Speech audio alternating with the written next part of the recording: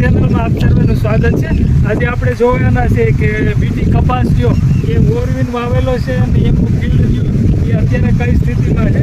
તો આપણે જોઈ શકીએ છીએ કે આ કપાસ રહ્યો એ અત્યારે 1 મહિનાનો થયેલો છે અને ધોરિયા પદ્ધતિથી 4 પિયતરિયા એ આપેલા છે। આ કપાસ રહ્યો એ ઉનાળુ સિઝનમાં જુવાર પાક લીધેલો હતો ને જુવાર પછી આ કપાસ રહ્યો એ વાવેલો છે। એટલે કપાસની અત્યારની સ્થિતિ જોતા ખૂબ જ સારી એવો છોડનો વૃદ્ધિ અને વિકાસ રહ્યો એ જોવા મળે છે। એટલે કે જે જુવાર પાક લીધો હોય ને ત્યાર પછી જો કપાસનું વાવેતર કરવામાં આવે તો કપાસનો છોડનો વિકાસ અને ઉત્પાદન રહ્યું એ સારું મળી શકે છે। વધુ આવી ખેતીની માહિતી માટે આપણી ચેનલ કૃષિ માર્ગદર્શન સુરેશને સબસ્ક્રાઈબ કરશો, અન્ય ખેડૂતો સુધી આ માહિતી પહોંચાડો, વિડીયોને શેર કરશો અને આ વિડીયો ગમ્યો હોય તો વિડીયોને લાઈક કરશો।